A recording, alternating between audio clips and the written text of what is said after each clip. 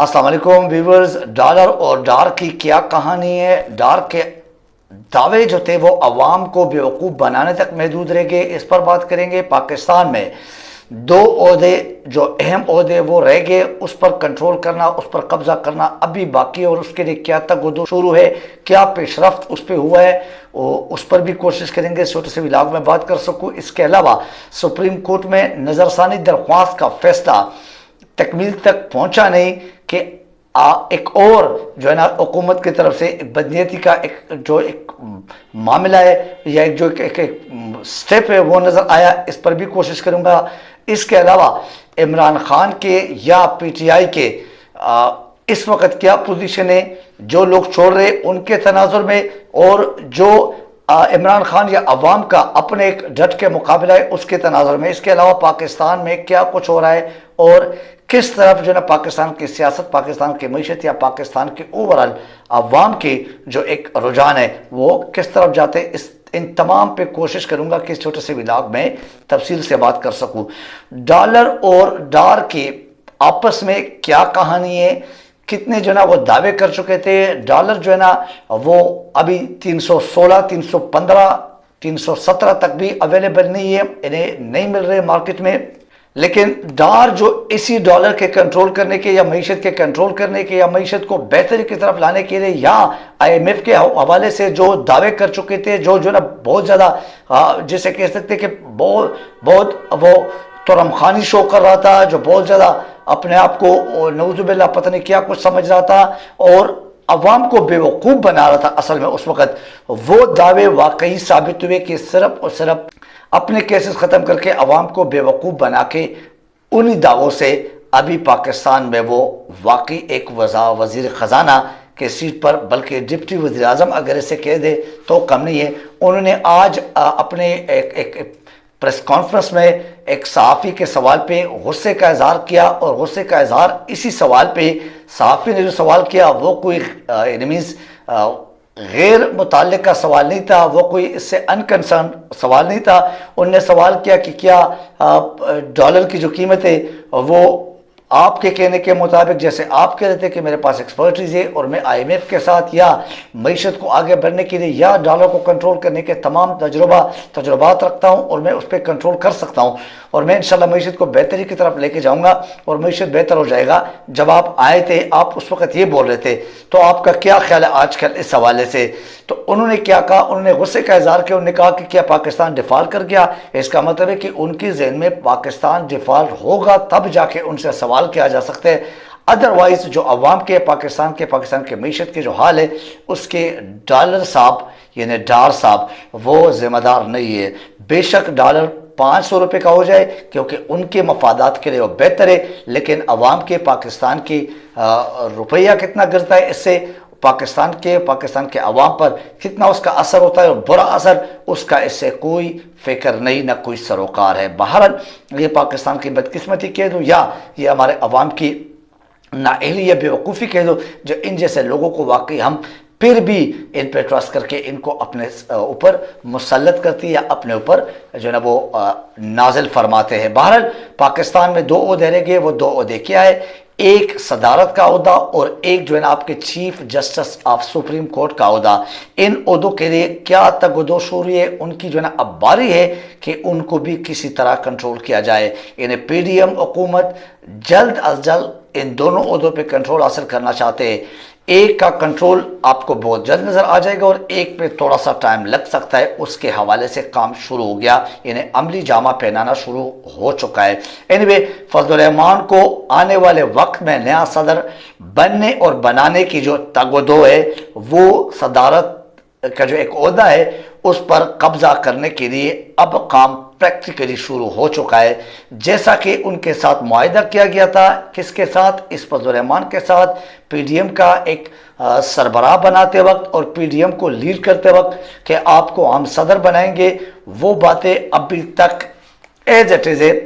और उस पर अभी प्रैक्टिकली अमल शुरू हो गया। जो फजलुर रहमान जो है ना अभी इसको तकमील तक पहुंचाने के लिए थाईलैंड में अब मौजूद है, थाईलैंड जा चुके हैं और इसको अवाम से या पूरे पाकिस्तान से सीक्रेट क्यों रखा गया था, इसको क्यों जो है छुपा के रखा था और इस पर कोई हमारी जो टाउट मीडिया है वो क्यों नहीं बोलते हैं? वैसे तो ये हर बात को उछालने के माहिर है, लेकिन इस वक्त फजल रहमान थाईलैंड में है। वो किस गरज से इस पर हारून रशीद साहब जो कि एक नामवर सहाफ़ी है, जो बहुत ज़्यादा एक्टिव और इन रहता है और अच्छे खासे ऑथेंटिक मालूमात रखने का एक महारत रखता है, और कहते हैं अपने राय या अपने मालूमात शेयर किए। और उन्हें एक प्रोग्राम में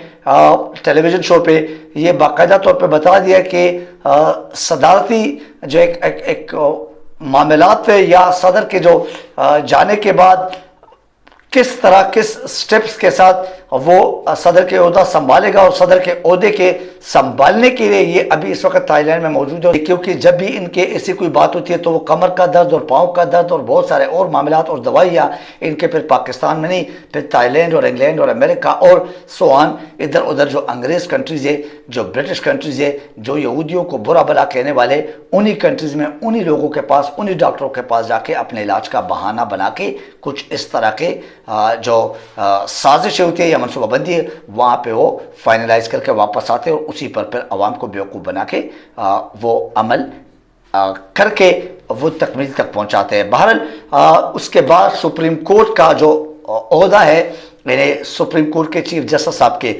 उसके लिए भी वक्त से पहले उस पर कंट्रोल हासिल करना और उस पर कब्जा करना, क्योंकि सुप्रीम कोर्ट ऑलरेडी बैकफुट पे जा चुका है। सुप्रीम कोर्ट के चीफ जस्टिस उमर अता बंदियाल साहब है, उनको ऑलरेडी प्रेशराइज कर चुके। तो इस हद तक उनको जो फैसले करने, उस फैसलों को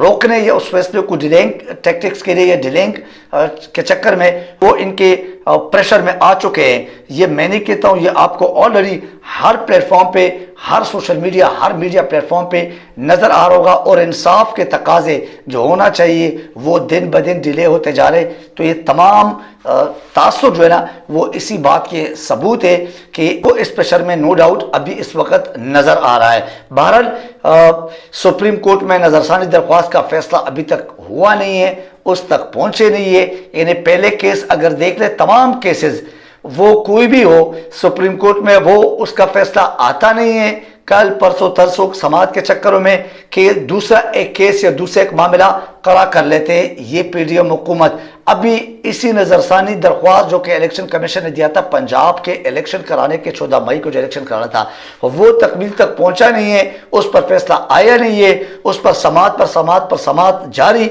लेकिन इतने में क्या कर दिया इन्होंने, अपना एक दूसरा हरबा सामने लाया और अपने एक दूसरे जो कि चोरी डकैती का एक हरबा होता है किसी भी ओहदे को, किसी भी इदारे को कंट्रोल करने के लिए, वो सामने लाया गया। और अब सुप्रीम कोर्ट के honourable chief justice Umar Ata Bandial साहब को गैर फ़आल और उनको बैकफुट पे रखने के लिए, फिर उनके सीट को यानी मीन्स उनको इस्तीफ़ा के लिए तैयार करने के लिए, या हो सके तो उनके जो है ना वो जिसे आप कह सकते हैं कि मुद्दत तक उनके वो जो फैसले पेंडिंग में है, तो इन अदालत के फैसले हो या इलेक्शन कमीशन के जो इलेक्शन न कराने के पंजाब में, या बाकी जो हुकूमत ने जिस किस्म के जो और जिस तरह के अलकाबात, जिस तरह के जुमले उनके खिलाफ है, सुप्रीम कोर्ट के खिलाफ है, सुप्रीम कोर्ट के खिलाफ के सामने जो एक एहतजाज किया गया था, वो तमाम बातें अब ख़त्म, वो डस्टबिन में। और ऊपर से एक और मामला कि अब एक बेंच जो है ना वो इस केस को करेंगे कि उसके आप नज़रसानी केस के हवाले से कैसे इस केस को आप ख़त्म कर सकते हो, नज़रसानी केस के जो मामलात है उसको कैसे आप रोक सकते हैं। तो इस पर अभी एक बेंच बनाया गया, तो एक फैसला होता नहीं है, उसके ऊपर दूसरी बात आके और पहले बातें जितनी भी है वो अंडर द कारपेट जैसे आप कह सकते हैं, या मिट्टी पाव वाले बात जैसे आप कह सकते हैं, वो काम अभी इस वक्त जारी है हमारे सुप्रीम कोर्ट्स और अदल इंसाफ के इदारों में। बहरहाल आईन और कानून पर कोई अमल दरामद नहीं, लेकिन 9 मई के आर में आने वाले वज़ीर आज़म बिलावल और मरियम के दावे मार्केट में ज़ोर शोर से जारी है। अब सवाल ये है कि क्या इलेक्शन से पहले इस किस्म के दावे बंद कमरों के फैसले नहीं तो क्या बिलावल या मरियम इस वक्त अगर देख ले इन्हें इलेक्शन किए बगैर, इलेक्शन के लिए तैयार नहीं है, ले इलेक्शन किए बगैर अब वो क्या करते हैं, इस वक्त पूरे मुल्क में क्या इतने सीट रखते हैं या इतना मैंडेट रखते हैं, या क्या वो इस मेजॉरिटी पर खैबर पख्तूनख्वा या आप पंजाब या आप दूसरे सूबे देख लें, क्या वो इस मेजॉरिटी में हैं कि वो वज़ीर आज़म शिप का या वज़ीर आज़म जैसे पाकिस्तान के 24 करोड़ अवाम के नुमाइंदगी के हैसियत से वो वज़ीर आज़म बन सकते हैं या उनको बनाया जा सकता है, ये टोटली गलत तासर जा रहा है अवाम के लिए या अवाम के सामने। बहरहाल बंद कमरों में 24 करोड़ अवाम की नुमाइंदगी का एक फ़ैसला होना और वो इलेक्शन किए बगैर इससे आप खुद सुनने वाले और जितने भी मुख्तलिफ पाकिस्तान के जो सियासी बसीरत या जो थोड़ी सी कानूनी आइनी बसीरत रखते हैं वो खुद इसका अंदाज़ा लगा सकते हैं कि ये अब हम किस तरफ जा रहे हैं और हुकूमत के इस किस्म के ओहदे जो कि 24 करोड़ अवाम के वोट से होना चाहिए उसका बंदर बांट बगैर इलेक्शन के अभी से जारी है। बहरहाल पाकिस्तान में ऐसा ही होता है, जब जिस सरजमीन पर आइन ना हो और वो बेआइन सरजमीन हो तो उसमें फिर जंगल का कानून, फिर वही जिसकी लाठी उसकी भैंस, जिसके हिस्से में जितना जो कुछ आया वही सिलसिला तकरीबन साल 1.5 साल से होता हुआ चल रहा है और वो नज़र भी आ रहा है। क्या ये मुल्क के वज़ीर आज़म इलेक्शन से पहले वाकई नामजद किया जाता है? इससे पहले जैसे हम सुनते थे, क्या ये 24 करोड़ अवाम के साथ जुल्म ज़्यादती नहीं है? क्या हमारे मुल्क में इस किस्म की सियासत, इस किस्म की जमहूरियत ये एक दागदार जमहूरियत नहीं है? तो क्या बहरहाल और किसी चीज़ की कोई परवाह नहीं, लेकिन अपने सीट, अपने आने वाले जो ना ओहदे उसको अभी से घेरने और अभी से उस पर कब्जा करने के लिए हर किस्म के तगदो, हर किस्म के एक्टिविस्ट, हर किस्म के हरबे वो उरूज पर है। आज के इस व्लॉग से मुझे इजाज़त दीजिए। अपना ख्याल रखिए, अपने चैनल का ख्याल रखिए। Thank you very much. अल्लाह हाफ़िज़ नासिर।